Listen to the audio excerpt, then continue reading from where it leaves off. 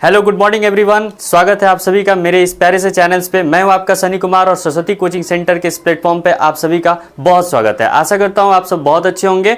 तो हम लोग का पिनाकल का सीरीज चल रहा था जिसमें मैंने आपके 3-4 टॉपिक्स के बारे में मैंने आपको ऑलरेडी वीडियो प्रूव करवा दिया, ठीक है ना। आज जो एक नया टॉपिक लेके आए आपके सामने वो है हमारे प्रसिद्ध व्यक्तियों के बारे में। तो चलिए बिना किसी देरी के शुरू करते हैं और जिसमें आपकी टीसीएस द्वारा जो क्वेश्चन पूछे गए प्रीवियस ईयर का उन्हीं सारे क्वेश्चंस को हम लोग डिस्कस आज करेंगे, ठीक है ना। तो हम लोगों ने लास्ट क्लासेस में 220 क्वेश्चन तक सॉल्व कर लिया था। आज हमारा जो क्वेश्चन नंबर है वो आपका 221 क्वेश्चन है और ये टॉपिक है आपका प्रसिद्ध व्यक्तियां, ठीक है ना। इसमें देखेंगे कौन से व्यक्ति का संबंध किस चीज से है और चलिए शुरू करते हैं। तो 221 क्वेश्चन क्या कर रहे हैं दोस्तों, निम्नलिखित में से कौन सा प्रसिद्ध संतूर वादक है, ठीक है ना।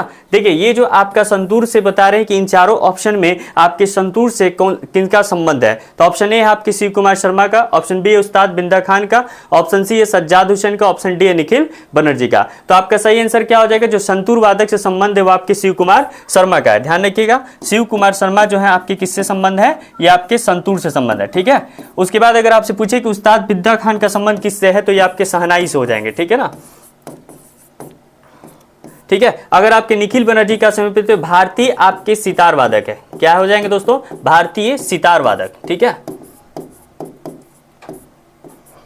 भारतीय सितार है, ठीक है ना। सज्जाद हुसैन का संबंध ये आपके कलाकार से है, यानी कला के क्षेत्र से संबंधित है। तो ध्यान रखिएगा, इस प्रकार से इसका सही आंसर हो जाएगा जो संतूर से संबंध है वो आपके शिव कुमार शर्मा से है, ठीक है। अगर आपसे पूछे उस्ताद बिंदा खान का संबंध किससे तो ये आपके शहनाई से हो जाएंगे। अगर आपसे पूछे निखिल बनर्जी का संबंध किससे तो भारतीय सितार वादक है, ठीक है। चलिए अगले क्वेश्चन पे आते हैं, 222 क्वेश्चन पे, ठीक है।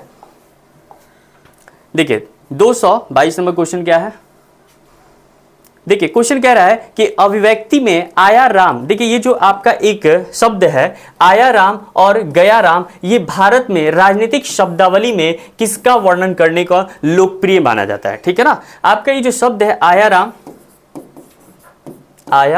राम और आपके गया राम, ये जो आपके दो शब्द हैं आपके, ये दोनों ही शब्द जो है आपके किस शब्दावली में प्रयोग किया जाता है तो ये राजनीतिक शब्दावली में प्रयोग किया जाता है। जो किसके लिए किया जाता है, ध्यान रखिएगा, इसका जो आंसर हो जाएगा वो गया लाल के लिए किया जाता है दोस्तों, गया लाल, ठीक है। ध्यान रखिएगा, इसका सही आंसर गया लाल होगा, जो ऑप्शन के अकॉर्डिंग देख लेते हैं।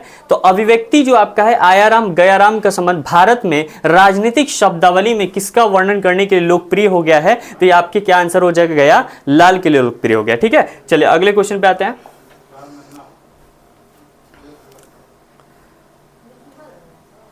देखिए अभी बताया आपको गयालाल के बारे में, ठीक है ना। अभी ये इसका सही आंसर डी ऑप्शन से आपका बिल्कुल ऑप्शन के अकॉर्डिंग देख लीजिए। अभी क्या बताया गयालाल, और इसमें बता दी आयाराम गयाराम का संबंध जो है भारत के किस शब्द से संबंधित है, राजनीतिक शब्दावली से संबंधित है, ठीक है ना। जो भारतीय अगर ये भी पूछ सकता है कि बताइए कि आपके आयाराम गयाराम का जो शब्दावली है वो गयालाल जो है वह किस चीज से संबंध रखते हैं तो ये आपके कांग्रेस से संबंध है। ध्यान रखिएगा, कांग्रेस पार्टी से संबंध रखते हैं, ठीक है, ध्यान रखिएगा। चलिए आगे बढ़ते हैं, नेक्स्ट क्वेश्चन 223 क्वेश्चन देखते हैं। देखिए क्या करे 223 क्वेश्चन करे कि 1974 में रेलवे हड़ताल का नेतृत्व किसने किया था, ठीक है ना। आपसे बोला है कि बताइए कि 1974 में जो रेलवे हड़ताल हुआ था उसका नेतृत्व करने वाले कौन व्यक्ति हैं तो उनका आंसर हो जाएगा जॉर्ज फर्नांडिस, ठीक है ना। ध्यान रखिएगा, ऑप्शन सी आपका सही आंसर हो जाता है जॉर्ज फर्नांडिस। अगर आपसे पूछे कि रेलवे की शुरुआत कौन किया था तो ये आपके लॉर्ड डलहौजी थे, ठीक है ना, बता चुके थे स्ट्रैटेजी में, ठीक है ना। जो कि आपको बता दे आपके 1853 में आपके हुए थे, जो महज 34 किलोमीटर का किया था बॉम्बे से थाने के बीच में, बॉम्बे से थाने, ठीक है। तो इसका सही आंसर आ जाएगा, जो रेलवे हड़ताल का नेतृत्व जो किए थे वो कौन थे, जॉर्ज फर्नांडिस साहब के, आपका बिल्कुल सी ऑप्शन सही आंसर हो जाएगा, ठीक है ना। कुछ एक्स्ट्रा फैक्ट्स देखते हैं इसके अंदर क्या है आपका, और याद रखिएगा कि जो जॉर्ज फर्नांडिस जो थे, ये जो आपके जॉर्ज फर्नांडिस थे जो 1974 में जो रेलवे हड़ताल का इन्होंने जो नेतृत्व किया था, इससे खुश होकर इनको एक सम्मानित किया गया था 2020 में, जो किससे सम्मानित किया गया था, पद्म विभूषण से किया गया था, ठीक है ना। आपको बता दें भारत के लिए बहुत सारे पुरस्कार होते हैं, ऐसे 4 होते हैं, पद्म श्री, पद्म भूषण, पद्म विभूषण और आपके भारत रत्न। अगर इन चारों चीजों में आपसे पूछा जाए कि सबसे ज्यादा हमारा कौन सा एक आपका अलग रत्न होता है तो आपका भारत रत्न हो जाएगा, ठीक है ना। फिर से बता देते पद्म श्री, पद्म भूषण, पद्म विभूषण और आपके भारत रत्न, ये 4 प्रकार के पुरस्कार जो हमारे भारत की ओर से दी जाती है, ठीक है। चलिए अगले क्वेश्चन पे आते हैं। अगला क्वेश्चन है 224। देखिए क्या क्वेश्चन कर रहा है, सबसे पहले बताइए कि सबसे कम उम्र का यूनिसेफ सद्भावना राजदूत कौन है, ठीक है ना। यूनिसेफ का सद्भावना राजदूत का नाम आपसे पूछा है कौन है, ठीक है ना। ऑप्शन ए आपका प्रियंका चोपड़ा है, ऑप्शन बी आपके मिली बॉबी ब्राउन है, option C Lionel Messi, option D आपके लिली सी है। सबसे पहले ये बताइए कि यूनिसेफ की बात कर रहे हैं तो थोड़ा सा आपके इसके बारे में पूछ लेते हैं। यूनिसेफ के मुख्यालय के बारे में बताइए, यानी हेडक्वार्टर। इसकी अगर पूछे कि आपके स्थापना के बारे में बताइए कि आपकी स्थापना कब हुआ था इसका, ठीक है, बताइए। तो अगर पूछे कि यूनिसेफ के आपका मुख्यालय अगर पूछे तो ये आपके न्यूयॉर्क हो जाएगा, और इसकी स्थापना पूछे तो 11 दिसंबर 1946, ठीक है ना। हेडक्वार्टर आपका इसका न्यूयॉर्क हो जाएगा, जो कि आपके स्थापना पूछे तो 11 दिसंबर आपका क्या हो जाएगा, 1946 हो जाएगा, ठीक है ना। ध्यान रखिएगा, यूनिसेफ जो आपको पता है एक सद्भावना राजदूत है, जिसके आपके अगर पूछे कि बताइए हेडक्वार्टर कहां पे है तो इसका न्यूयॉर्क सही आंसर हो जाएगा। अगर आपकी स्थापना पूछे कि फाउंडेशन कब हुआ था इसका तो 11 दिसंबर 1946 हुआ था। और इसमें सबसे कम उम्र की सद्भावना राजदूत के नाम में जिसको पुरस्कार मिला था वह इसका नाम है मिली बॉबी ब्राउन, ठीक है ना। याद रखिएगा, मिली बॉबी ब्राउन को मिला था। अगले क्वेश्चन पे आते हैं। देखिए बता चुके आपको यूनिसेफ का मुख्यालय आपके कहां पर है, न्यूयॉर्क में, जो कि यूएस में पड़ता है। और प्रियंका चोपड़ा को 2016 में ग्लोबल, देखिए क्या पूछा है, याद रखिए यह भी पूछा जाता है कि प्रियंका चोपड़ा को 2016 में ग्लोबल यूनिसेफ गुडविल एम्बेसडर के रूप में नियुक्त किया गया था, ठीक है ना। तो आपसे पूछेगा बताइए प्रियंका चोपड़ा को कब हमारा ग्लोबल यूनिसेफ गुडविल एम्बेसडर में नियुक्त किया गया था, तो सही आंसर आपका हो जाएगा 2016 में किया गया था, ठीक है ना। ऐसे इसका आपको बता दिया आंसर, मिली बॉबी ब्राउन जो कि सबसे कम उम्र के हैं जिसको यूनिसेफ सद्भावना में इनको पुरस्कार मिला था। आगे बढ़ते हैं। अब क्वेश्चन नंबर आपका है 225, ठीक है ना। देखिए क्या करे क्वेश्चन, बताइए वो कौन से ऐसे व्यक्ति हैं जो भारतीय और यूरोपीय शैलियों को एकीकृत कर मुंबई में ताजमहल पैलेस होटल का निर्माण करवाएं, ठीक है ना। आपको पता है मुंबई में जो आपके ताजमहल होटल है उसको बनाने में जो हमारा काम हुआ है उसमें दो प्रकार की आपकी रीति ली गई है, एक भारतीय और यूरोपीय। इन शैलियों का उपयोग करके ही इस आपके होटल का निर्माण किया गया था, बनाया गया था, जो कि कौन थे, जमशेदजी टाटा, ठीक है ना। आपको पता है टाटा के सबसे ऑनर जो है आपके कौन है, जमशेदजी टाटा, ठीक है। ध्यान रखिएगा, थोड़ा सा फैक्ट से इसका बता देते हैं आपको। देखिए अगर आपसे पूछे कि जमशेदजी टाटा जो थे वो भारतीय और यूरोपीय दोनों की शैलियों को मिलाकर आपके मुंबई में किसका निर्माण करवाए थे, ताजमहल पैलेस होटल का निर्माण किए थे, ठीक है ना। जमशेदजी टाटा बता दे आपको एक आपके नसवानीजी टाटा एक भारतीय अग्रणी उद्योगपति है, ठीक है ना। ये बहुत बड़े एक उद्योगपति है जो एक आपके टाटा समूह की क्या किए थे, स्थापना किए थे। तो आपसे भी पूछ सकता है टाटा समूह की स्थापना करने वाले कौन थे, तो आपके हो जाएंगे जमशेदजी टाटा, ठीक है ना। और याद रखिएगा भारतीय उद्योग का पिता भी इनको कहा जाता है। बहुत अच्छा क्वेश्चन है दोस्तों, याद रखिएगा कि हम भारतीय उद्योग का पिता किसको कहते हैं, तो इनका सही आंसर हो जाए जमशेदजी टाटा को कहते हैं, ठीक है। चलिए आगे बढ़ते हैं अगले क्वेश्चन के ऊपर। देखिए अब आपसे 226 आपसे क्वेश्चन पूछा है। देखिए क्या कर रहा है, संयुक्त राष्ट्र जिसे यूएनओ कहा जाता है, ठीक है ना, यूएनओ यूनाइटेड नेशनल ऑर्गेनाइजेशन, ठीक है ना, जिसकी स्थापना बोले तो आपके 1945 में हुआ था। ध्यान रखिएगा जो आपके संयुक्त राष्ट्र से आपसे 8वें महासचिव की बात कर रहा है कि 8वें महासचिव कौन है, तो आपका सही आंसर आ जाएगा बान की मून, ठीक है ना। आपसे भी पूछ सकता है बताइए संयुक्त राष्ट्र आपके जो आपके वर्तमान में कौन हमारे महासचिव हैं, तो आंसर हो जाएगा एंटोनियो गुटेरेस, जो कि आपके अभी वर्तमान में ये आपके कौन है, महासचिव, ठीक है, महासचिव। चलिए याद रखिएगा संयुक्त राष्ट्र से अगर 8वें नंबर की पूछे, ये आपके कौन से नंबर के, 8वें नंबर की पूछे तो आपके बान की मून हो जाएगा। अगर आपसे वर्तमान में पूछे तो कौन हो जाएगा, एंटोनियो गुटेरेस, ठीक है। चलिए आगे बढ़ते हैं।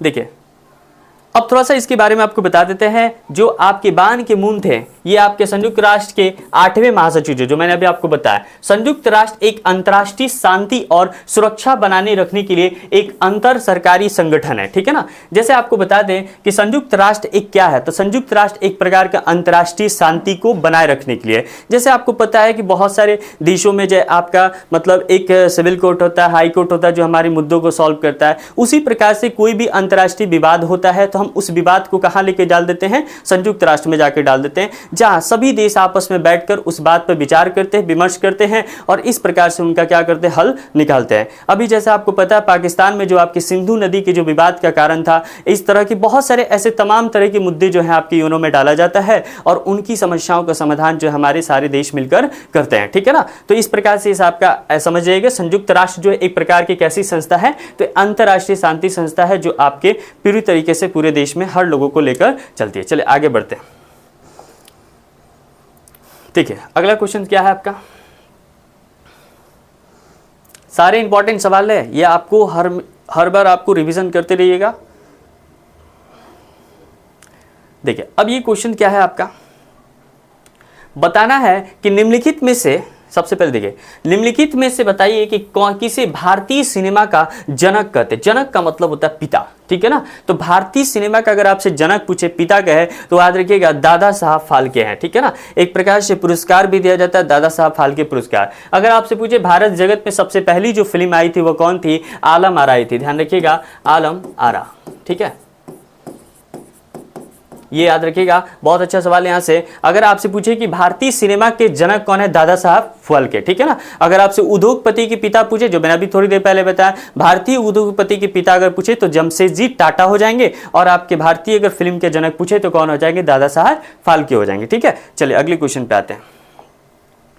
देखिए आपको एक और चीज बताया कि हमारे पहली जो फिल्म बनी थी वो आपके कौन बनी थी, आलम आरा बनी थी। इसी बात हमारे जो फिल्म बनी थी आप देख लेते हैं, दादा साहब फाल्के जो है भारतीय सिनेमा के जनक माने जाते हैं, यानी पिता माने जाते हैं। राजा हरिश्चंद्र बता दें 1930 में उनकी एक फिल्म थी, ठीक है ना। याद रखिएगा सबसे पहली जो फिल्म थी दादा साहब फाल्के की वो कौन सी फिल्म थी, राजा हरिश्चंद्र थी, जो आपकी कब बनी थी, 1930 में बनी थी, ठीक है ना। जो कि फिल्म अब तक की भारत की पहली और पूर्ण लंबाई वाली फीचर फिल्म के रूप में जानी जाती है, ठीक है ना। तो आपसे पूछेगा बताइए आप हमें राजा हरिश्चंद्र जो मूवी बनी थी वो किसके द्वारा था, तो वह दादा साहब फाल्के द्वारा कब बना था, 1913 में बना था, ठीक है। चलिए आगे बढ़ते हैं।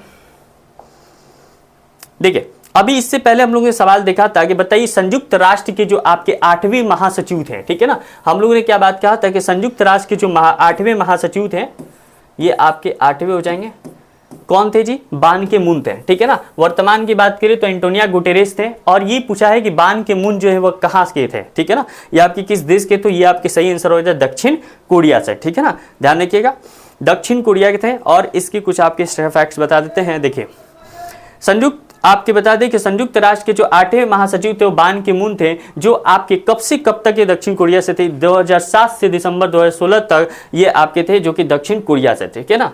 याद देखिए इसमें कोई बड़ी बात नहीं, और बता चुके हैं एंटोनियो गुटेरेस जो हैं आपके ये महासचिव हैं, ठीक है ना, संयुक्त राष्ट्र के, जो इनके बाद बने, ठीक है। देख लेते हैं आगे। देखिए अभी क्या कर रहा है, देखिए भारत का दूध वाला किसे कहा जाता है, ठीक है ना जी, बिल्कुल हम लोग को बहुत ज्यादा पूछा जाता है, किसी घुमा क्वेश्चन होता है। भारत का दूध वाला, श्वेत क्रांति का जनक भी आपसे पूछ सकता है। देखिए क्या पूछ सकता है, दूध वाला हो जाए, श्वेत क्रांति का जनक भी आपसे पूछे तो ध्यान रखिएगा कंफ्यूज नहीं होना है, जनक तो आपके इसके सही हो जाएंगे वर्गीज कुरियन, ठीक है ना। ध्यान रखिएगा श्वेत क्रांति के जनक की बात हो या भारत की दूध वाला की बात हो तो किसे कहते हैं, वर्गीज कुरियन भी कहते हैं। देखिए ये बोला है आपके भारत का दूध, या जिसे श्वेत क्रांति के पिता भी हम लोग इसको कहते हैं। लेकिन इसमें और भी काफी इंपॉर्टेंट सवाल पूछे जाते हैं, जिसमें हरित क्रांति के जनक अगर आपसे पूछे, देख लेते हैं। देखिए अगर आपसे पूछे, ये थोड़ा सा देखिए याद कर लीजिएगा इसको, बहुत अच्छा क्वेश्चन है ये। आपसे पूछे कि हरित क्रांति का जनक जो था वो कौन बने थे हमारे, कंप्लीट आपसे देखिए ये पूछे थे नॉर्मन बोरलॉग्स, ठीक है ना। ध्यान रखिएगा नॉर्मन बोरलॉग का संबंध जो हरित क्रांति के जनक माने जाते हैं। अगर आपसे पूछे भारत में हरित क्रांति के जनक कौन है, तो एमएस स्वामीनाथन, ठीक है ना। देखिए ये भारत की बात कर रहा है और ये आपके पूरे विश्व की बात कर रहा है कि विश्व में हरित क्रांति के जनक किसको कहते हैं, तो नॉर्मन बोरलॉग को कहते हैं। अगर भारत की बात कहें तो भारत में कौन हो जाएंगे, एसएस स्वामीनाथन। और वर्गीज कुरियन की अगर वर्गीज कुरियन को है तो ये आपके श्वेत क्रांति के पिता माने जाते हैं, ठीक है ना। हरित क्रांति की बात कहें थोड़ा सा ध्यान रखिएगा, स्पेशल खाद्यान्न से संबंधित है। खाद्यान्न का मतलब क्या होता है दोस्तों, जैसे विशेषकर हम लोग को पता है भारत में जो सबसे ज्यादा खेती की जाती है वो उत्तर भारत में की जाती है, जो कि आपके गेहूं और आपके चावल, ये दो प्रकार की फसलें जो हैं ज्यादातर हमारे भारत में की जाती है, ठीक है ना। तो यही है खाद्यान्न में विशेषकर गेहूं और चावल का एक उत्पादन में भारी वृद्धि हुई थी, ठीक है ना, ध्यान रखिएगा, समझ गया। आगे बढ़ते हैं। अब देखिए अगले क्वेश्चन पे आते हैं, 230। देखिए आपको क्या बताए थे, हमारे भारत में बहुत से कितने प्रकार के पुरस्कार दिए जाते हैं, तो 4, पद्मश्री, पद्म भूषण, पद्म विभूषण और भारत रत्न, ठीक है ना। अब इसमें ये क्या रहा है कि बताइए आप में कि प्रसिद्ध गायक और भारत रत्न से सम्मानित जो थे वो कौन थे, भूपेन हजारिका थे, जो किस राज्य से संबंधित रखते थे, ठीक है ना। भूपेन हजारिका का संबंध जो है किस राज्य से है, ये आपसे पूछ रहा है। जो कौन थे भूपेन हजारिका, जो कि एक प्रकार के प्रसिद्ध गायक थे और आपके भारत रत्न से इनको सम्मानित किया गया था। और ये हमारे कौन से राज्य से हो जाएंगे, ये असम राज्य से हो जाएंगे, ठीक है ना। सबसे ज्यादा चाय की खेती भी कहाँ की जाती है दोस्तों, असम राज्य में की जाती है चाय की खेती, ध्यान रखिएगा,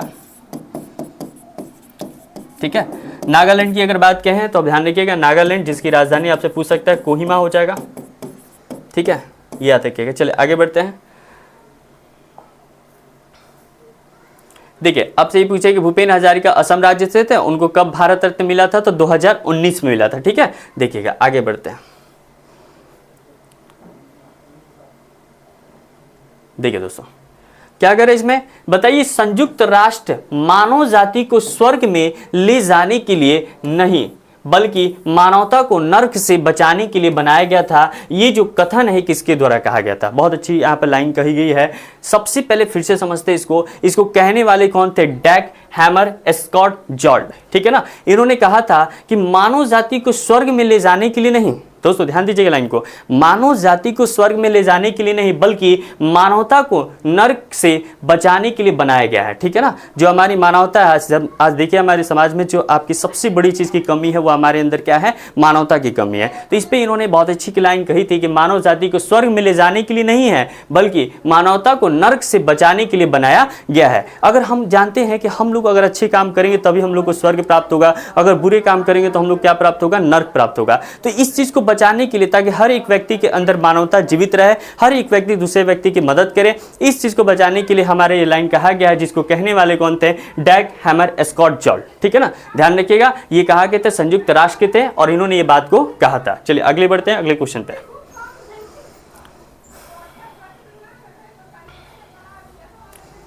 देखिए अगला क्वेश्चन आपका,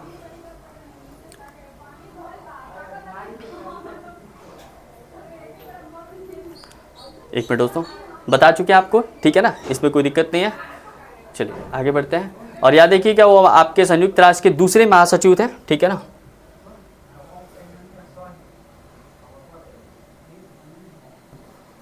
देखिए 232 क्वेश्चन देखिए क्या कर रहा है, 232 क्वेश्चन कह रहा है आपका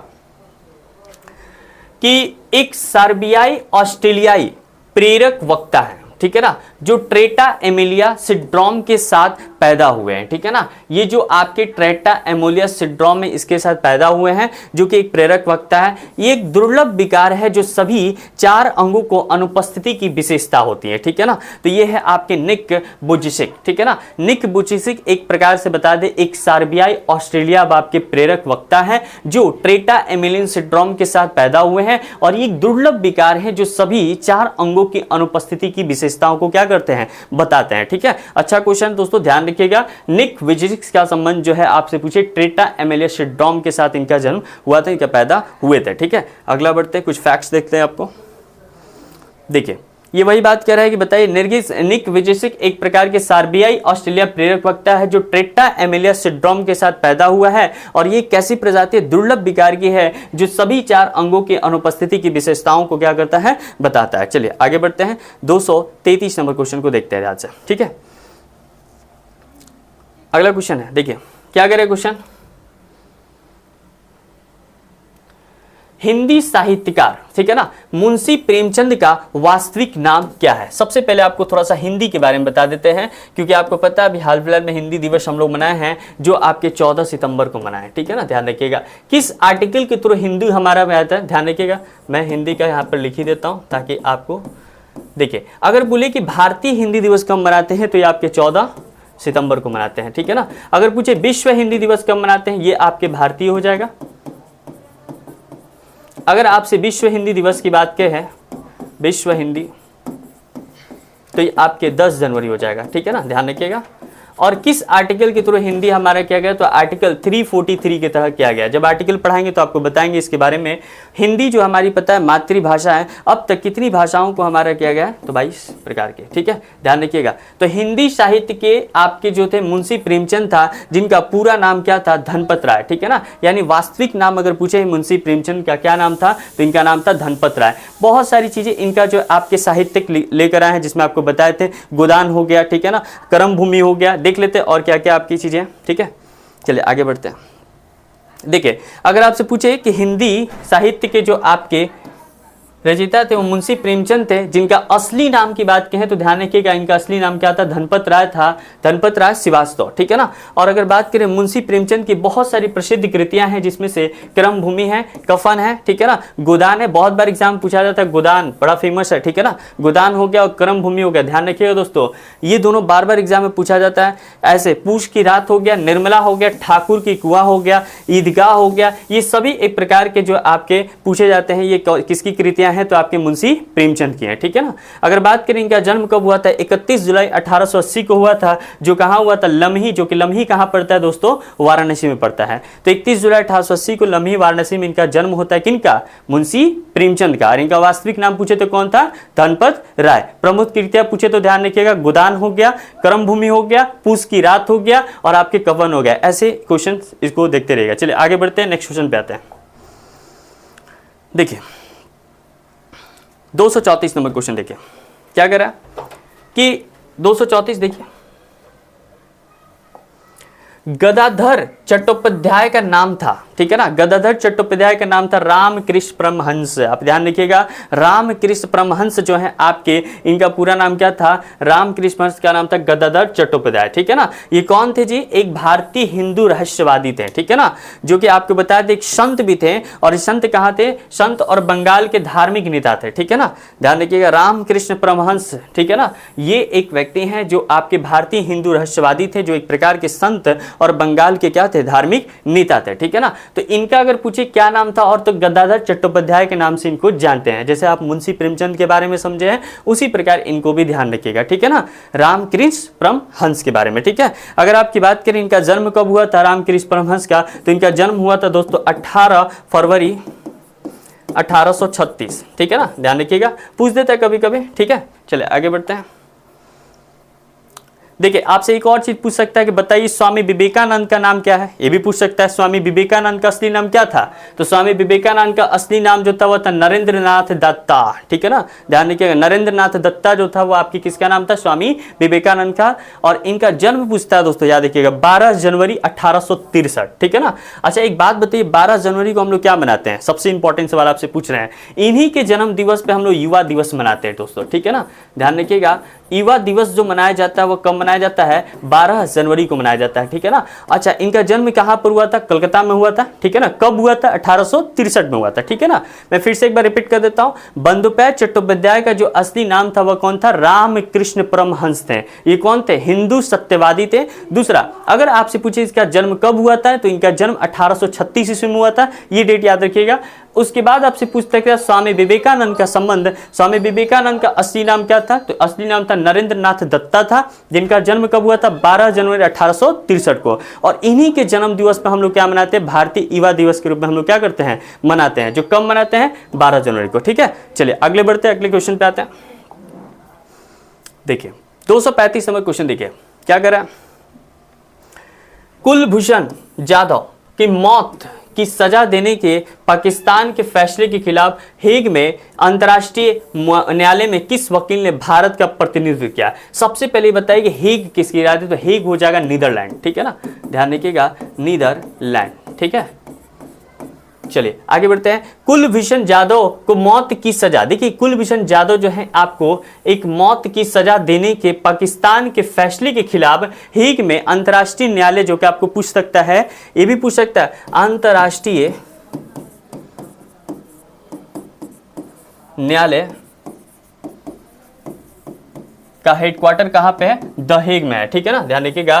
द हेग, जो द हेग है वो कहाँ पड़ता है? नीदरलैंड में पड़ता है, ठीक है ना। अंतरराष्ट्रीय न्यायालय की जो आपकी पूछे हेडक्वार्टर कहाँ पे? द हेग में। द हेग कहाँ पर है? नीदरलैंड है। तो उसमें क्या होता है ना, कुलभूषण जाधव की मौत की सजा देने के पाकिस्तान के फैसले के खिलाफ हो गया था कौन? हेग हो गया था। तो हेग में अंतरराष्ट्रीय न्यायालय में किस वकील ने भारत का प्रतिनिधित्व किया था? तो जो आपके हेग जो है ना अंतरराष्ट्रीय वहां पर न्यायालय जो बना है उसमें भारत की ओर जो प्रतिनिधित्व करने वाले जो आपके वकील थे वो थे हरीश साल्वे, ठीक है ना। हरीश साल्वे ने भारत की ओर से क्या किए थे? आपको वकील बनकर कुलभूषण जाधव के क्या किए थे? फैसलों को सकारा था, ठीक है ना। अब इसमें क्या है, थोड़ा सा फैक्ट्स को समझिए। देखिए, कुलभूषण जाधव का संबंध सबसे पूछे कहां से है? तो ये आपके भारतीय है, ठीक है ना। कुलभूषण जाधव को मौत की सजा देने वाला कौन था? पाकिस्तान था। अब पाकिस्तान के इस फैसले के खिलाफ जो थे हरीश साल्वे ने द हेग में, मतलब आपको पता है अंतरराष्ट्रीय न्यायालय जहां पर आपकी है हेडक्वार्टर, भारत का प्रतिनिधित्व किया था, ठीक है ना, उनको बचाने के लिए। और आप पूछे कि इस न्यायालय में कितने न्यायाधीशों की बेंच बैठी थी? तो 15 न्यायाधीशों की क्या बैठी थी? बेंच बैठी थी, ठीक है ना। और याद रखिएगा जिन्हें संयुक्त राष्ट्र महासभा और सुरक्षा, चलिए इसमें और कुछ फैक्ट से देख लेते हैं।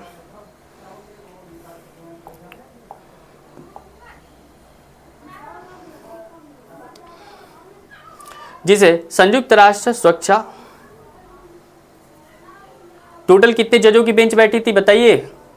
टोटल जजों की बेंच जो बैठी थी वो 15 बैठी थी, जो संयुक्त राष्ट्र सुरक्षा और सुरक्षा परिषद द्वारा 9 साल के कार्यकाल के लिए चुना गया था। कितने साल के लिए? 9 साल के लिए। और इसकी सहायता से एक रजिस्ट्री और इसके प्रशासनिक अंग द्वारा की जाती है। और इसकी आधिकारिक भाषा क्या है? तो 2 है दोस्तों, अंग्रेजी और फ्रेंच है, ठीक है ना। तो अंतरराष्ट्रीय अगर न्यायालय की अगर आपसे पूछे कि हेडक्वार्टर कहां पर हो जाएगा तो द हेग हो जाएगा। कुलभूषण जाधव के आपके बता चुके हैं, जिनका आपको हमारे भारत की ओर से आपके सलवा किए थे, जिन्होंने वहां पर उनके बारे में विचार, उनके बारे में सुनवाई किए थे, ठीक है। चलिए आगे बढ़ते हैं। देखिए 236 नंबर क्वेश्चन, देखिए क्या कर रहा है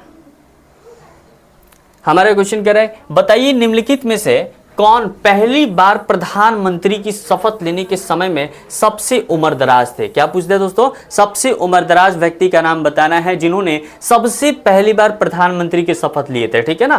तो इसका सही आंसर हो जाएगा मोरारजी देसाई, ठीक है ना। अच्छा, आपसे पूछ सकता है ये भी चीज कि सबसे कम दिनों के लिए कौन हमारे थे? तो आपके अटल बिहारी वाजपेयी थे। सबसे कम उम्र, सबसे कम दिन कितने दिनों के थे?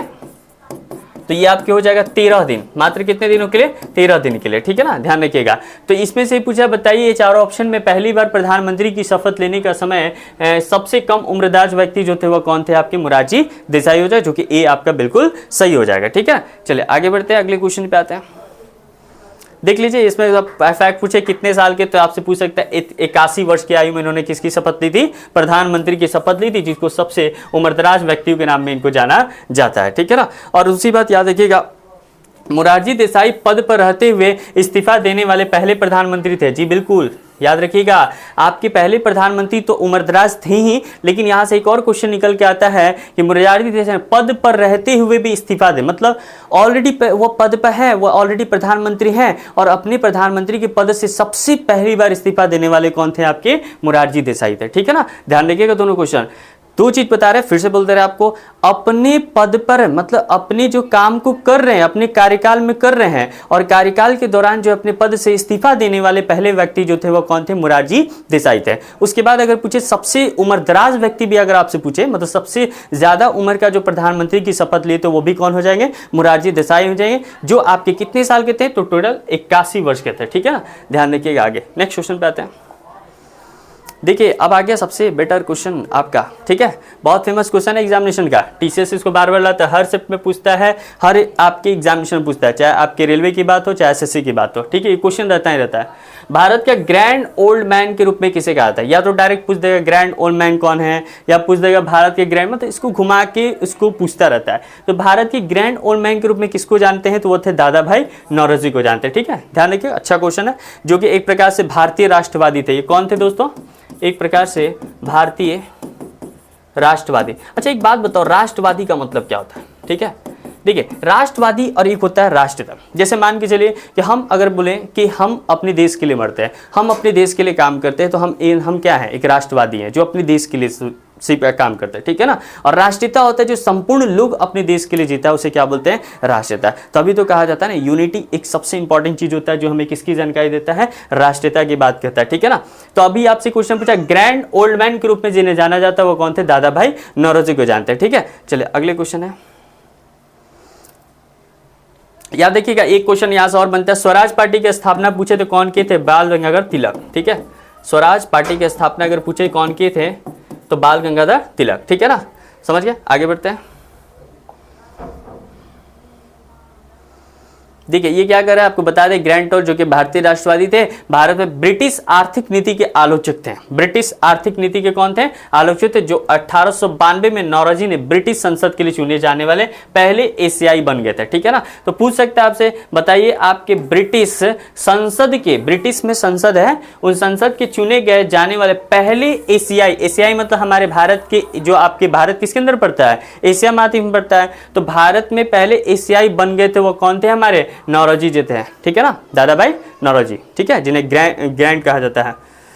चलिए आगे बताए, ग्रैंड ओल्ड कहते हैं। नेक्स्ट क्वेश्चन आते हैं, देखिए 238 नंबर क्वेश्चन, देखिए क्या कर रहा है 238 नंबर क्वेश्चन, सोनल मानसिंह का संबंध जो है ये किससे, यानी किसके लिए प्रसिद्ध है, बताना है। सोनल मानसिंह कौन थे, तो इनका संबंध है नृत्य से है, ठीक है ना, नृत्य थोड़ा ज्यादा अच्छा लगता है, ठीक है ना, तो नाचना आप कह सकते हैं, ठीक है, ऑप्शन के अकॉर्डिंग है तो वही बताना पड़ेगा। तो सोनल मानसिंह का संबंध किससे से, आपके नृत्य से है, और ये कहाँ के हैं, तो आपको याद रखिएगा मुंबई, ये एक भारतीय ओडिसी की नर्तकी है भी कह सकते हैं, ठीक है ना। तो आप कह सकते हैं ये आपके कहाँ थे, ओडिसी से, ठीक है, ओडिसी यानी उड़ीसा, ठीक है ना, उड़ीसा की नर्तकी थी जो एक शास्त्रीय भारतीय नृत्य के रूप में जाना जाता है, ठीक है ना, कहाँ की, उड़ीसा की, ठीक है। और अन्य भारतीय शास्त्रीय रूपों में भी उत्पन्न हुआ। तो याद रखिए आपसे यही पूछ सकते हैं सोनल मानसिंह का संबंध जो है आपके किससे है, तो आपके नृत्य से है, ठीक है। चलिए आगे बढ़ते हैं, अगला क्वेश्चन आते हैं 239, देखिए ध्यान से।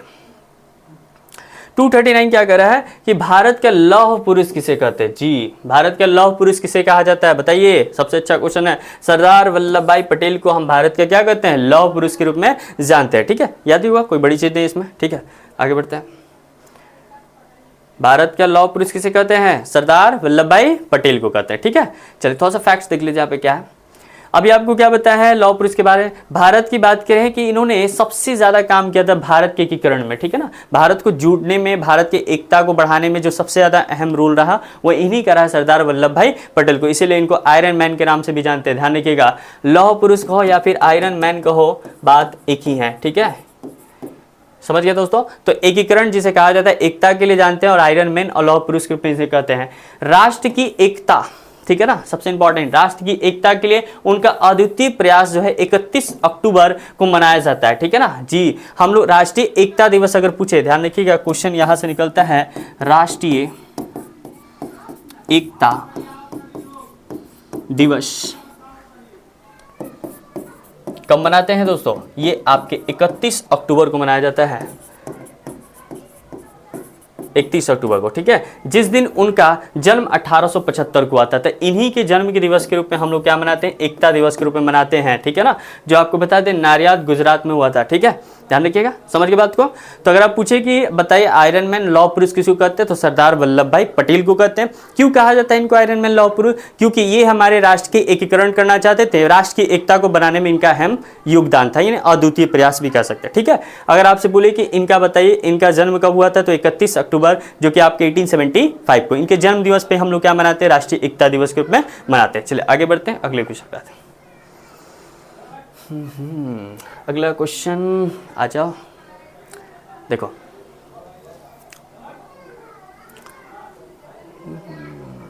अच्छा ठीक है, देखिए 240 क्वेश्चन 240,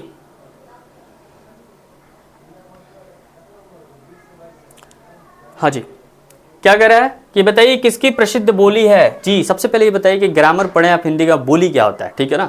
तो बोली जो होता है एक क्षेत्र विशेष में बोली जाती है, उसको बोली कहते हैं। जैसे हम लोग भोजपुरी बोलते हैं, बंगाली बोलते हैं, एक प्रकार से जो क्षेत्र विशेष में, आप इसे संपूर्ण जगह नहीं बोल सकते हैं, तो इसको बोली कहते हैं। और भाषा आपको पता ही है, जो हर बातों को समझते हैं, ठीक है ना। तो हम कहते हैं हमारे भारत में जो सबसे ज़्यादा बोली जाती है वो कौन सी भाषा बोली जाती है, तो हिंदी भाषा बोली जाती है, ठीक है। बोली एक क्षेत्र विशेष के लिए है। तो एक बोली है, क्या बोली है, यदि आप रोते हैं क्योंकि आपके जीवन से राशि समाप्त हो गई है, ठीक है ना, तो आपके आंसू आपके सितारों को देखने से रोकेंगे। जी कितनी अच्छी लाइन कही गई है। यदि आप रोते हैं, क्या लिखा है दोस्तों, यदि आप रोते हैं क्योंकि आपके जीवन से राशि समाप्त हो गई है, तो आपके आंसू आपके सितारों को देखने से रोकेंगे, ठीक है ना। समझ गए लाइन का मतलब।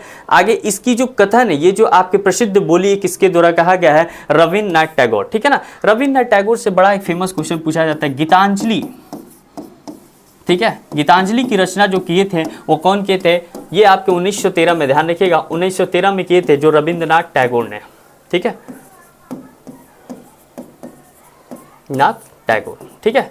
तो इन्होंने ये कहा था, बोले कि यदि आप रोते हैं ना, मतलब आप रो रहे हैं क्योंकि आपके जीवन में राशि समाप्त हो गई, आपके जीवन में कोई मतलब ऐसा नहीं है कि आपके जीवन में कुछ नहीं कर पाओगे, ठीक है। आप रो कर किसी चीज़ को, मतलब मान के चलिए कि यदि आप रो रहे हैं तो मतलब ये सोचिए कि आप हार मान गए, दुनिया से आप कुछ नहीं कर सकते हैं, ठीक है ना। तो यही बात क्या है कि यदि आप रो रहे हैं तो आपके जीवन में राशि समाप्त हो गई है, और आपके जो आंसू बह रहे हैं ना, आपके सितारों को देखने से क्या करेंगे, रोकेंगे। मतलब आपके आंसू का बहना आपके सितारों से रोकेंगे। इसलिए दोस्तों इतनी मेहनत कीजिए ना कि हमें आंसू लाने की आवश्यकता नहीं पड़े, ठीक है ना। चलिए आगे बढ़ते हैं, अगले क्वेश्चन पे आते हैं। देखिए अब ये क्या कह रहे हैं, थोड़ा सा एक लाइन और है, आपको बता देते हैं कि इन्होंने कहा, उनके द्वारा एक प्रसिद्ध नारा भी था, ठीक है ना। नारा क्या था दोस्तों, नारा था, आप केवल खड़े होकर और पानी को देखकर समुद्र पार नहीं कर सकते। यदि हम जीवन में सोच ले दोस्तों कि हम कुछ सिर्फ आपको चाहकर, सपनों को देखकर उस सपनों को पूरा कर सकते हैं, जो बिल्कुल संभव नहीं है, ठीक है ना। मतलब आपके सोचने से आपकी दुनिया नहीं चलने वाली, जब तक आप उसके ऊपर क्या कीजिएगा, मेहनत नहीं कीजिएगा। यदि मान के चलिए कि अगर हम समुद्र के पास खड़े हैं और खड़े होकर ये सोचे कि हम समुद्र के उस पार चले जाए, तो फिर तो वही बात होगी कि हनुमान जी भी खड़े होकर सोचते तो समुद्र पार हो जाते हैं, क्योंकि उन्होंने पत्थर लगाया, दिमाग लगाया, मेहनत किया, और इस प्रकार से उन्होंने समुद्र को सीमा क्या कर देता, पार कर देते। तो ये भी एक बोली था जिन्होंने कहा था, आप केवल खड़े होकर और पानी को देखकर समुद्र पार नहीं कर सकते, जिसकी नारा जो दिए थे वो कौन दिए थे, रविन्द्रनाथ टैगोर दिए थे, ठीक है ना। ध्यान रखिएगा। अगले क्वेश्चन पे आते हैं। देखो अगला क्वेश्चन क्या है, 241 241। उन्होंने अंग्रेजी में कमला दास के रूप में लिखा, ठीक है ना। किन्होंने लिखा ये बताना है आपको, ठीक है ना। कमला दास के रूप में, देखो अंग्रेजी में कमला दास के रूप में लिखा, लेकिन जब उन्होंने अपनी मातृभाषा में लिखा तो उन्होंने किस नाम का इस्तेमाल किया था, ठीक है ना। जो भी भाषा में उन्होंने अंग्रेजी में कमला दास के रूप में लिखा था, लेकिन जब वो अपनी मातृभाषा का मतलब क्या होता है, मातृभूमि की भाषा। आप जिस जगह से रहते हो वहाँ की भाषा को क्या बोलते हैं, मातृभाषा कहते हैं। जैसे हमारी मातृभाषा क्या है, हमारी मातृभाषा हिंदी है, ठीक है ना। तो यही है कि मातृभाषा में लिखा, उन्होंने किस नाम का इस्तेमाल किया था, तो नाम किए थे माधवी कुट्टी, ठीक है ना। ध्यान रखिएगा, माधवी कुट्टी जो है इनका क्या था, मातृभाषा के रूप में इस्तेमाल किया था, जो एक दक्षिण भारत की मलयालम भाषा। ध्यान रखिएगा, अगर पूछे माधवी कुट्टी कैसी भाषा है, तो हमारे दक्षिण भारत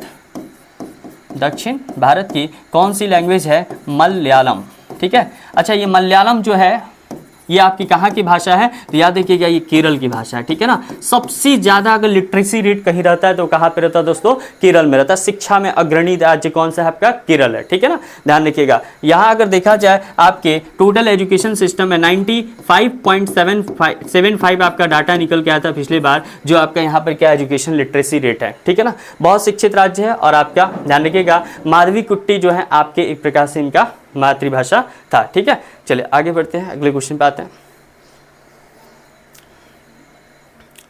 अब देखिए नेक्स्ट क्वेश्चन क्या है, देखिए ये तो अच्छा क्वेश्चन, इजी क्वेश्चन है। भारत के किस राष्ट्रपिता को मिसाइल मैन के रूप में जाना जाता है, ठीक है ना। तो डॉक्टर एपीजे अब्दुल कलाम, हमारे भारत की आन बान शान कौन है, डॉक्टर एपीजे अब्दुल कलाम, ठीक है ना, जिनको हम मिसाइल मैन ऑफ इंडिया के नाम से जानते हैं, missile man of India, man के नाम से जानते हैं, ठीक है ना। ध्यान रखिएगा, हमारे भारत के लिए जो सबसे ज़्यादा कोई काम किए हैं तो कौन है, डॉक्टर एपीजे। इनको भारत के राष्ट्रपिता भी बनाया गया था, ठीक है दोस्तों। क्योंकि आपको बता दें थोड़ी सी नॉलेज के लिए कि देखो इनको मिसाइल मैन क्यों कहा था, क्योंकि मिसाइल में सबसे, हालांकि इनका जो सबसे फेवरेट सब्जेक्ट था वो था इनका फिजिक्स, ठीक है ना। भौतिकी को सबसे ज़्यादा वो मानते थे, पढ़ते भी थे, और इनका सपना भी था कि हम एक अच्छे वैज्ञानिक बने, एक अच्छे साइंटिस्ट बने। तो इन्होंने बहुत सारी मिसाइलें बनाई, काफ़ी सारी मिसाइलें बनाई। तो इनका जो था ना बहुत ज़्यादा पॉपुलर हो गए, पूरे देश विदेश में पॉपुलर हो गए। तो विदेश के लोग भी इनको बुलाने लगे कि आप हमारे यहाँ आइए और हमारे यहाँ मिसाल बने, इससे काफ़ी ज़्यादा हमारे देश को और आपके देश को भी क्या होगा, फायदा होगा, ठीक है ना। तो इन्होंने उसको मना कर दिया, बोला कि हम अपने भारत देश की मिट्टी को खाते, भारत देश के नमक को खाते हैं, हम भारत देश को छोड़ के और किसी के लिए मिसाइल नहीं बनाएंगे। इसी बात से प्रभावित होकर हमारे देश के जो आपके प्रधानमंत्री थे उन्होंने इनको क्या बना दिया, भारत के राष्ट्रपिता बना दिया। क्योंकि इससे अच्छा व्यक्ति कौन हो सकता है जो अपनी भारत के लिए अपना काम करते हैं, ठीक है ना। क्यों, वो चाहते तो वो जा सकते थे, इससे भी ज्यादा पैसा कमा सकते थे, लेकिन नहीं दोस्तों, उन्होंने भारत की आन बान शान को रखा। और इसीलिए इनका बड़ा प्रेम से और गर्व से नाम लिया जाता है आपके एपीजे अब्दुल कलाम, जिन्होंने अखबार बेच के अपने जीवन में हर एक असंभव चीजों को संभव बनाया, ठीक है ना। अभी इतना ध्यान रखिएगा, राष्ट्रपिता मिसाइल मैन ऑफ इंडिया के नाम से किसको जानते हैं, एपीजे अब्दुल कलाम को जानते हैं, ठीक है। अगले क्वेश्चन क्या है आपका, देखिए इसमें ये भी पूछा जाता है, बताइए उनका सबसे ज्यादा विकास में, सबसे ज्यादा मिसाइल में कौन सा मिसाइल था जो विकास योगदान रहा, ठीक है ना। तो ये देखिएगा पृथ्वी और अग्नि, ठीक है। ये जो दोनों मिसाइलें हैं पृथ्वी और अग्नि, ये किनके द्वारा बनाया गया है, तो आपके भारत के आन बान शान missile man of India doctor APJ Abdul Kalam, ठीक है ना। इन्होंने बहुत ज्यादा इसको बनाया, इसीलिए इनको मिसाइल मैन के नाम से हम लोग जानते हैं, ठीक है। याद रखिएगा पृथ्वी और अग्नि, ठीक है ना, दोनों चीजें पृथ्वी और अग्नि जो है आपके किसके द्वारा बनाया गया, डॉक्टर एपीजे अब्दुल कलाम। बाकी तो पता ही आपको, चलिए आगे बढ़ते हैं।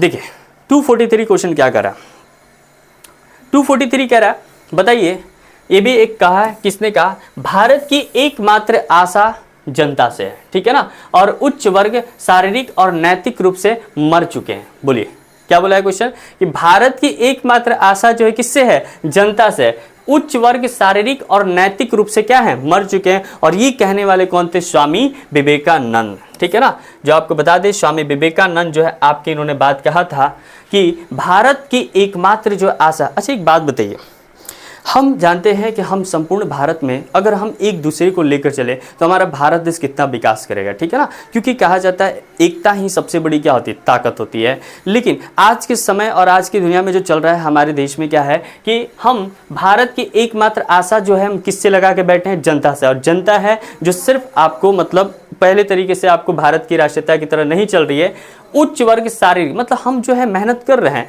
लेकिन सिर्फ अपने लिए कर रहे हैं। इस तरह से उच्च वर्ग शारीरिक और नैतिक रूप से जो हमारे विचार हैं दूसरों के प्रति, वो बहुत ज्यादा क्या है, वो हमारे विचार दूसरों के प्रति मर चुके हैं, जो कि ये सच्चाई है दोस्तों, ठीक है ना। और ये बात किसने कहा था, स्वामी विवेकानंद ने कहा था, ठीक है। ध्यान रखिएगा इस क्वेश्चन को। अगले क्वेश्चन पे आते हैं। देखो वही बात करें, स्वामी विवेकानंद ने कहा था कि भारत की एकमात्र आशा जो है वो किससे है, जनता से है। लेकिन उच्च वर्ग और शारीरिक और नैतिक रूप से क्या है, मर चुके हैं। और उनके अनुसार भारत के लिए स्वतंत्रता प्राप्त करने के लिए जनता को जागृत और राजनीतिक रूप से सक्रिय होते हैं। आप ये मान के चलिए दोस्तों, क्या हम स्वतंत्र हो चुके हैं? जी बिल्कुल नहीं स्वतंत्र हुए हैं, ठीक है ना। हाँ, हम भारत से स्वतंत्र हो गए लेकिन अपने आप से स्वतंत्र नहीं हुए, ठीक है ना, समझ जाइएगा, ठीक है। तो ये बात है आपका। देखिए अगले क्वेश्चन पे आते हैं। देखिए किसने कहा राजनीतिक स्वतंत्रता एक, किसने कहा था राजनीतिक स्वतंत्रता एक राष्ट्र की प्राणवायु है, ठीक है ना। बताइए दोस्तों, राजनीतिक स्वतंत्रता एक राष्ट्र की क्या है, प्राणवायु है।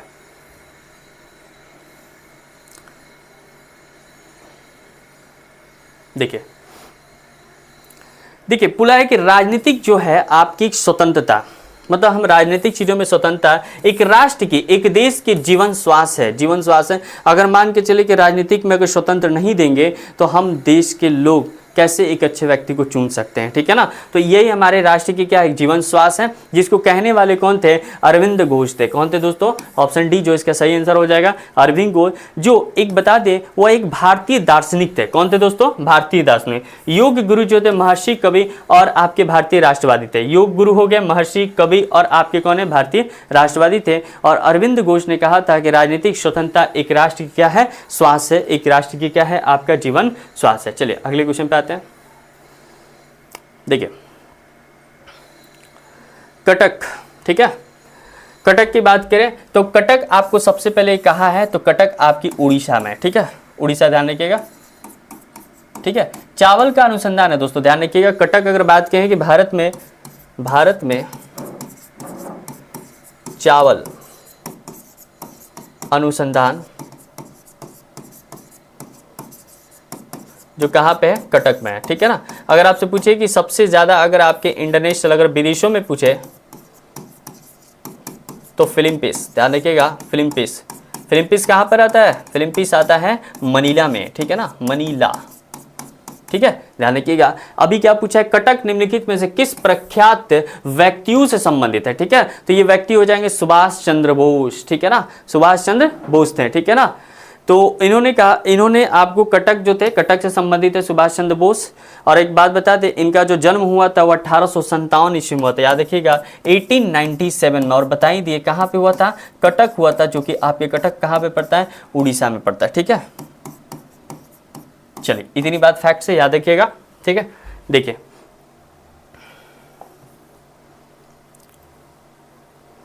नेक्स्ट क्वेश्चन क्या आपका,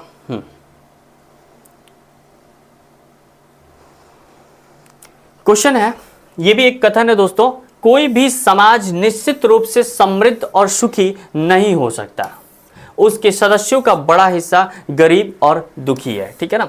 हम सभी जीवन में क्या चाहते हैं, हम सभी जीवन में यही चाहते हैं कि हम अच्छे तरह से रहें, अच्छी चीज़ें रहें, यानी हमारे दुखों का कारण जो सबसे ज़्यादा माना जाता है वो किसको माना जाता है, इच्छाओं को माना जाता है। तो इन्होंने कहा था कोई भी समाज में निश्चित रूप से समृद्ध और सुखी नहीं हो सकता। क्यों नहीं हो सकता, क्योंकि सदस्यों का जो सबसे बड़ा हिस्सा है वो दो चीज़ होती है दोस्तों, गरीब और कौन होता है, दुखी होता है। क्योंकि हम सभी जो है गरीब है और हम सभी क्या हैं, दुखी भी हैं, और इस वजह से हमारे जो है समृद्ध और सुखी नहीं हो सकता। और ये बात कहने वाले कौन थे, एडम स्मिथ थे, ठीक है ना। ध्यान रखिएगा, हम सभी को जितने में हमें क्या करना चाहिए, हमेशा खुश रह के अपने लाइफ को क्या करना चाहिए, एंजॉय करना चाहिए, ठीक है ना। इस बात को ध्यान रखिएगा। आगे बढ़ते हैं, अगले क्वेश्चन पे आते हैं।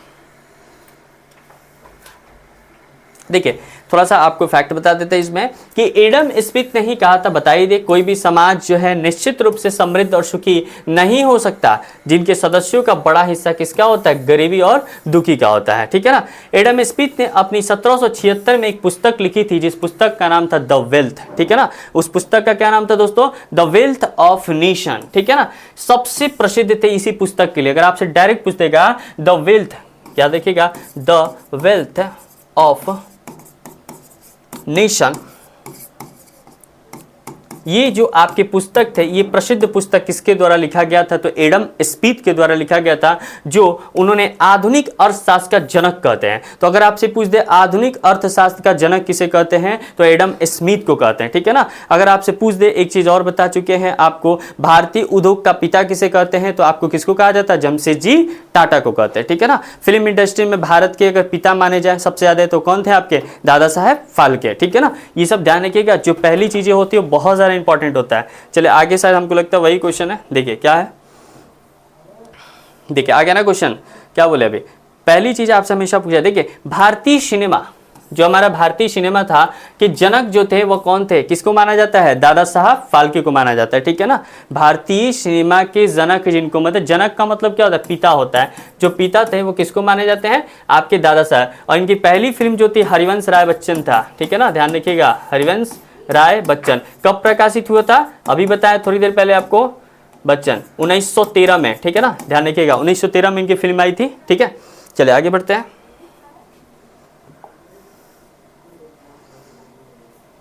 देखिए अब ये दादा साहब फाल्के एक पुरस्कार हो गया, ठीक है ना। थोड़ा सा पुरस्कार के बारे में समझ लेते हैं। अगर आपसे पूछे पहला दादा साहब फाल्के, सबसे पहले ये भी पूछ सकता है दादा साहब फाल्के पुरस्कार किस क्षेत्र में दिया जाता है, तो ध्यान रखिएगा ये जो क्षेत्र है आपके फिल्म में है, किसमें है, फिल्म क्षेत्र में दिया जाता है, ठीक है ना, फिल्म में। तो दादा साहब फाल्के पुरस्कार जो है आपके 1969 में देविका रानी द्वारा जीता गया था। तो देविका रानी को सबसे पहला जो पुरस्कार मिला था वो दादा साहब फाल्के पुरस्कार से नवाजा गया था, जो कब किया गया था, 1969 में, 1969 में, ठीक है ना। इसके बाद बता दें 2019 में दादा साहब फाल्के पुरस्कार प्राप्त किया था, वो कौन थे, रजनीकांत, ठीक है ना। और अमिताभ बच्चन फिल्म इंडस्ट्री के बहुत बड़े व्यक्ति, ठीक है ना। और जो आपके विनोद खन्ना, ये तीन व्यक्ति हैं जिनको 2019 में इनको दादा साहब फाल्के से पुरस्कार जीता गया था। करंट अफेयर में पूछ सकता है, ध्यान रखिएगा। चलिए आगे बढ़ते हैं। देखिए यही सब जो है ना करंट अफेयर आपसे पूछ सकता है। तो हम कहते हैं 2018 का करंट पूछ लिया, 17 का करंट पूछ लिया, नहीं दोस्तों याद रखिएगा, विनोद खन्ना को आपको दादा साहब फाल्के पुरस्कार कब दिया गया था, तो ये आपके 2017 में, ये करंट अफेयर नहीं दोस्तों, याद रखिएगा, ठीक है ना। अमिताभ बच्चन को कब दिया था, 2018 में, और रजनीकांत को भी मिला था किस पुरस्कार, दादा साहब फाल्के पुरस्कार, ठीक है। चलिए अगले क्वेश्चन पे आते हैं। देखिए 248 to 48, देखिए द विदेश्वर पाठक का संबंध किससे है, ठीक है ना। विदेश्वर पाठक का संबंध जो है आपके किससे है, सुलभ शौचालय आंदोलन। इन्होंने एक मुहिम चलाया था कि हमारे समाज में हर वक्त क्या होना चाहिए, एक सुलभ शौचालय होना चाहिए। तो ये आपकी जो थे आपके संबंधित है डॉक्टर विदेश्वर पाठक का, ठीक है। अगले क्वेश्चन पे आते हैं।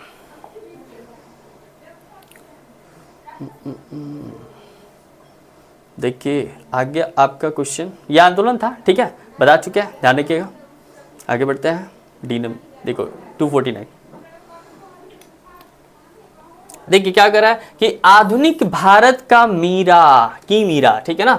आधुनिक भारत की मीरा के रूप में किसको जानते हैं जी, महादेवी वर्मा। बड़ा फेमस इनका एक रचयिता यामा, ठीक है ना, ध्यान रखिएगा। यामा के रचयिता कौन है, महादेवी वर्मा है, ठीक है ना। आपसे पूछे बताइए आधुनिक भारत के मीरा किसे कहते हैं, तो मीरा कहते हैं। कमला देश बता चुके हैं आपको, माधवी कुट्टी, माधवी कुट्टी, ठीक है। और ये किसकी कौन सी भाषा है दोस्तों, मलयालम है, ठीक है, मलयालम, ध्यान रखिएगा, जो आपके कहाँ बोली जाती है, केरल में, ठीक है। चलिए तो महादेवी वर्मा जो है आपको आधुनिक भारत की क्या कही जाती है, पीरा कहते हैं। आधुनिक का मतलब तो मॉडर्न इंडिया, ठीक है। आगे बढ़ते हैं, क्या फैक्ट है इसका देख लेते हैं, ठीक है। देखिए तो आपका ये क्षयवाद की एक प्रमुख कवित्री है। क्षयवाद की क्या है, प्रमुख कवित्री जो 1914 से 38 तक आधुनिक हिंदी की कविता के रूप में सम्मानित किया गया था, ठीक है, ध्यान रखिएगा। और ये आपको बता दें हिंदी कवियों के सम्मेलन में कवियों की सभा में एक प्रमुख कवि भी थी, ठीक है ना। चलिए तो इस तरह से हमारे टॉपिक आज का ये खत्म होता है, ठीक है। तो दोस्तों आपका मैंने जो प्रसिद्ध व्यक्तियां थे, मैंने पूरी तरीके से क्वेश्चन जितने भी टीसीएस ने पूछा था आपके कॉम्पिटिटिव एग्जामिनेशन के अकॉर्डिंग, मैंने वो सारा क्वेश्चन, आई होप आपको ये पसंद आया होगा। तो आप इसे देखिएगा और ज़्यादा से ज़्यादा लाइक और शेयर कीजिए ताकि आपको और ऐसे फैक्ट्स को लेकर आए आपके सामने। देखिए आपका जो कमेंट और आपका लाइक जो है हमें बताता है कि हम किस प्रकार से काम कर रहे हैं, ठीक है ना। तो दोस्तों मैंने जितनी भी चीज़ें आज करवाई, मैंने पूरी कोशिश की ताकि आपको एक अच्छे तरीके से एक अच्छा गाइड कर सकूँ। तो आप इस चैनल्स को बताइए, अपना फीडबैक दीजिए और आप इसको बार बार देखिए और ज़्यादा से ज़्यादा शेयर कीजिए। अगला जो टॉपिक आएगा वो महत्वपूर्ण दिवस के रूप में आएगा, जो बहुत जल्द आपके सामने मैं इस टॉपिक को लेकर आऊँगा। तो आज के लिए इतना ही रखते हैं दोस्तों। गुड बाय, जय हिंद, जय भारत।